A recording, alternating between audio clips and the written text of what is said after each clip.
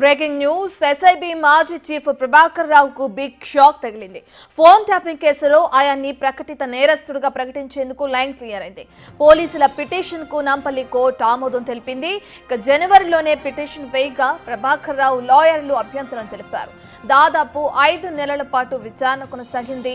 వాదనలు పూర్తి కావడంతో తాజాగా తీర్పునిచ్చింది నాంపల్లి కోర్టు. ఇక దాంతో గడువులోగా ప్రభాకర్ కోర్టు ముందు హాజరు కావాల్సి ఉంటుంది. లేదంటే ఆయన్ని ప్రకటిత నేరస్తుడిగా గుర్తించనుంది కోర్టు. ప్రొక్లైమ్డ్ అఫెండర్ గా గుర్తిస్తే ఆస్తులు జప్తు చేసే అవకాశం ఉంది.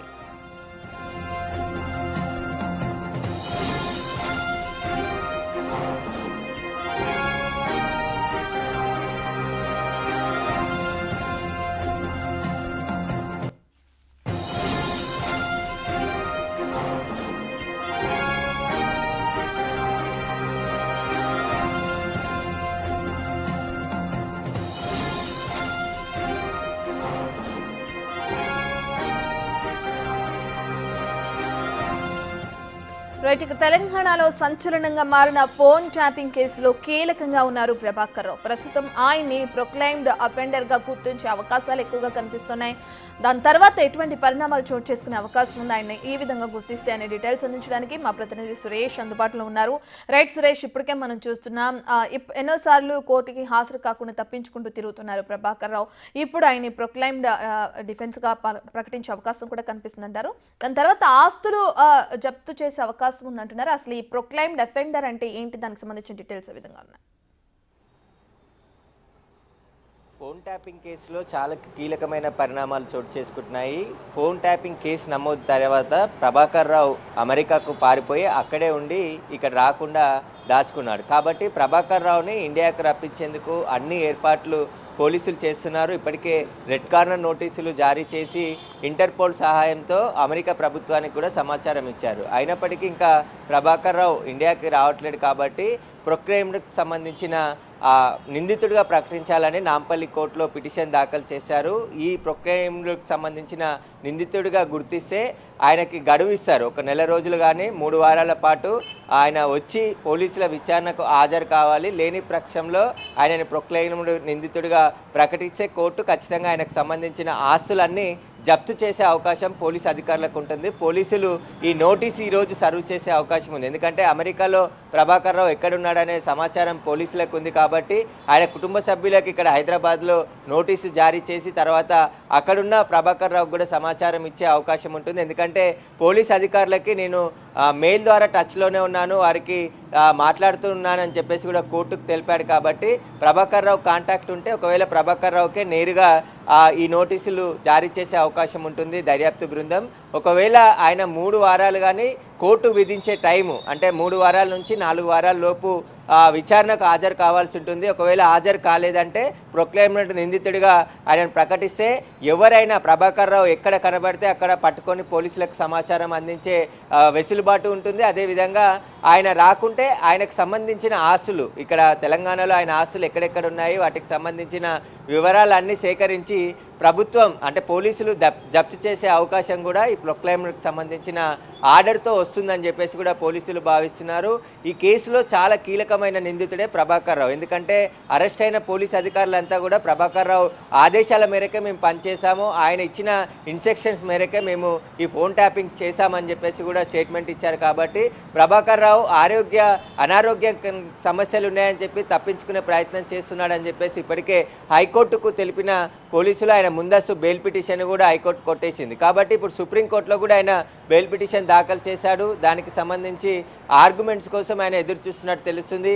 ఇప్పటికే శ్రవణ్ రావు పైన కూడా ప్రొక్లైమ్డ్ నిందితుడిగా ప్రకటించాలని పోలీసులు పిటిషన్ వేశారు. కానీ ఆయన విచారణకు హాజరవుతున్నారు కాబట్టి ఆయనకి మినహాయింపు ఇస్తూ ఆయన మీద వేసినటువంటి పిటిషన్ను వెనుకకు తీసుకున్నారు. కాబట్టి ఇప్పుడు ప్రభాకర్ రావు పట్టుబడితేనే రాజకీయ నాయకులకు సంబంధించిన లింకులు బయటకు వచ్చే అవకాశం కనబడుతుంది. ఇప్పటికే పెద్ద ఎత్తున ఆయన రిటైర్డ్ అయినా కూడా మళ్ళీ 3 సంవత్సరాలు ఓఎస్డీగా ఎస్ఐబి చీఫ్గా పనిచేశాడు. ఒకవేళ అనారోగ్యం బాగలేకుంటే రిటైర్డ్ అయిన తర్వాత ఇంట్లో కూర్చోవాలి కానీ మళ్ళీ ఉద్యోగం ఎందుకు చేశాడు, కావాలని ఈ కేసు నుండి తప్పించుకోవాలనే అనారోగ్యం ఉంది, క్యాన్సర్తో బాధపడుతున్నానని చెప్పేసి తప్పించుకునే ప్రయత్నం ప్రభాకర్ రావు చేస్తున్నాడని చెప్పేసి కూడా పోలీసులు కోర్టు ముందు వాదన వినిపించారు. ప్రభాకర్ రావు న్యాయవాదులు కూడా ప్రొక్లైన్మెంట్ నిందితుడిగా ప్రకటించడం పైన అభ్యంతరం వ్యక్తం చేయడం జరిగింది.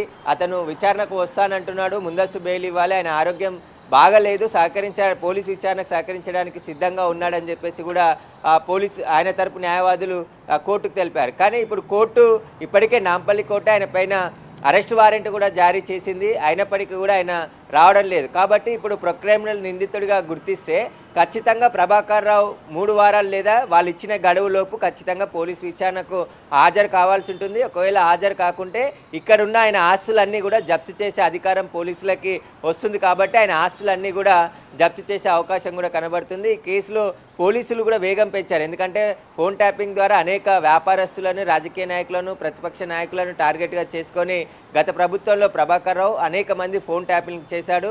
న్యాయమూర్తులకు సంబంధించిన ఫోన్ నెంబర్లను కూడా ట్యాపింగ్ చేశాడని చెప్పేసి కోర్టుకు తెలియజేశారు. కాబట్టి ప్రభాకర్ రావు పట్టుబడితేనే, ఆయన విచారణకు హాజరవుతేనే పూర్తి వివరాలు ఈ కేసులో బయటకు వచ్చే అవకాశం ఉంటుంది. కాబట్టి ప్రభాకర్ రావుకు సంబంధించిన ప్రొక్లైమ్డ్ ఆర్డర్ కోసం పోలీసులు నాంపల్లి కోర్టును ఆశ్రయించడంతో నాంపల్లి కోర్టు వారికి ఆర్డర్స్ ఇచ్చింది. కాబట్టి ఇప్పుడు ఆయనపై నోటీసులు జారీ చేస్తే 3 నుంచి 4 వారాల లోపు పోలీసు విచారణకు హాజరు కావాల్సి ఉంటుంది. ఒకవేళ రాకుంటే మాత్రం ఖచ్చితంగా పోలీసులు ఆయన ఆస్తులు జప్తు చేసి ఇంకా మిగతా విచారణకు ముందుకెళ్లే అవకాశం కనబడుతుంది. కానీ ప్రభాకర్ రావు ఈ కేసులో చాలా కీలకమైన నిందితుడు. ఇప్పటికే సురేష్, గడువులోగా హాజరు కాకపోతే ఈ విధంగా మీరు చెప్పినట్లుగానే ప్రొక్లైమ్డ్ నేరస్తుడిగా గుర్తిస్తామని చెప్పి కోర్టు చెప్పడం జరిగింది అంటున్నారు. అంటే ఎప్పటి వరకు గడువు ఇవ్వడం జరిగింది దానికి సంబంధించి? అయితే ఇప్పుడు కోర్టు ఏదైతే చెప్తుందో ప్రొక్లైమ్డ్ అఫెండర్గా గుర్తిస్తామని ఏదైతే అంటున్నారో దీనికి సంబంధించి అటు ప్రభాకర్ రావు ఏమైనా స్పందించే అవకాశం కనిపిస్తుందంటారా? హాజరయ్యే అవకాశం కనిపిస్తుందంటారా?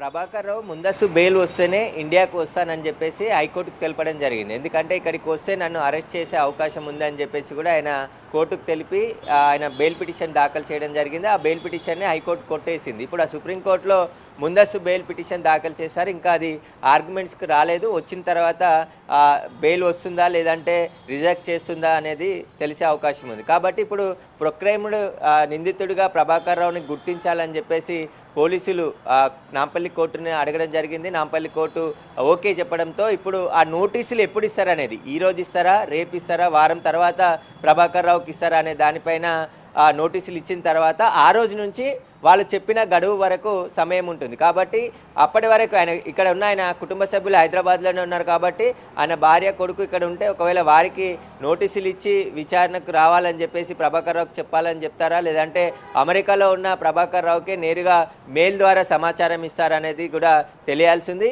ఇప్పటికే దర్యాప్తు బృందానికి నేను టచ్లోనే ఉన్నానని చెప్పేసి ప్రభాకర్ రావు చెప్పాడు. కాబట్టి ప్రభాకర్ రావు అమెరికాలో ఎక్కడున్నాడు అనేది కూడా దర్యాప్తు బృందానికి తెలుసు. కానీ ఆయన అక్కడ రాజకీయ శరణార్థిగా అప్పీల్ పెట్టుకున్నాడు. కాబట్టి ఇంకా అమెరికా ప్రభుత్వం ఎలాంటి నిర్ణయం తీసుకోలేదు. కాబట్టి ఇంకా అక్కడ ఉంటున్నాడు. ఇప్పటికే ఆయన పాస్పోర్ట్ను కూడా రద్దు చేయించారు దర్యాప్తు బృందం. ఇండియన్ పాస్పోర్ట్ ఆఫీస్తో మాట్లాడి అక్కడ ప్రభాకర్ రావుకు సంబంధించిన పాస్పోర్ట్ని రద్దు చేశారు. ఆయన వీసా గడువు ముగిసింది. అయినప్పటికీ కూడా అక్రమంగా అమెరికాలో ఉంటున్నాడు. ఆయనని రాజకీయ శరణార్థిగా గుర్తించాలని చెప్పేసి అమెరికా ప్రభుత్వానికి అప్పీల్ పెట్టుకున్నాడు. కాబట్టి తనపై అక్రమ కేసులు పెట్టి ఇరికించాలని ఇక్కడ తెలంగాణ పోలీసులు చూస్తున్నారని చెప్పేసి కూడా ఆయన అమెరికాలో అప్పీల్ పెట్టుకున్నాడు. కాబట్టి అప్పీల్పై ఇంకా నిర్ణయం తీసుకోలేదు. ఒకవేళ రిజెక్ట్ అయితే ఖచ్చితంగా ప్రభాకర్ రావుని డిపోర్ట్ చేసి ఇండియాకి పంపించే అవకాశం కనబడుతుంది. ఎందుకంటే ఆయన వీసా గడువు ముగిసింది, పాస్పోర్ట్ రద్దయింది, ఇవన్నీ కూడా ఉన్నాయి. కాబట్టి ఇప్పటికే రెడ్ కార్నర్ నోటీసులు కూడా అమెరికాకు చేరాయి. కాబట్టి రాజకీయ శరణార్థిగా పెండింగ్ ఉంది. కాబట్టి ఇంకా ఎలాంటి నిర్ణయం తీసుకోలేదు. ఒకవేళ ఇప్పుడు ఇదైతే ఇప్పుడు నాంపల్లి కోర్టు ఆర్డర్స్ ఇచ్చిందో ఈ నోటీసులు కానీ ఖచ్చితంగా ప్రభాకర్ రావుకి చేరితే వీరిచ్చిన గడువులోపు ఆయన రాకుంటే ఆయనకున్న అటువంటి ఆస్తులన్నీ కూడా జప్తు చేసి ఈ కేసులో ఇంకా విచారించే అవకాశం ఉంది. అదేవిధంగా ఈ కేసులో చాలా కీలకమైన నిందితుడుగా పోలీసులు కోర్టుకు తెలిపారు. ఆయన వస్తేనే ఈ కేసులో చాలా చిక్కుముడి వీడే అవకాశం ఉంది, మిగతా వాళ్ళ పాత్ర బయటికి వచ్చే అవకాశం ఉందని చెప్పేసి కూడా చెప్తున్నారు. ఇప్పటికే ఆయన కీలకమైన ఎవిడెన్స్ని కూడా ధ్వంసం చేశాడు. ఎస్ఐబిలో ఫోన్ ట్యాపింగే కాదు, ఇంకా వేల తరబడి సేకరించినటువంటి ఎవిడెన్స్ని, సమాచారాన్ని, వాటన్నిటికి సంబంధించిన ఆ పూర్తి ఆధారాలని కూడా పూర్తిగా డ్యామేజ్ చేశాడు. కాబట్టి ప్రభాకర్ రావుని విచారిస్తే మొత్తం విషయాలు బయటకు వస్తాయని చెప్పేసి కూడా దర్యాప్తు బృందం భావిస్తుంది. Right, thank you Suresh.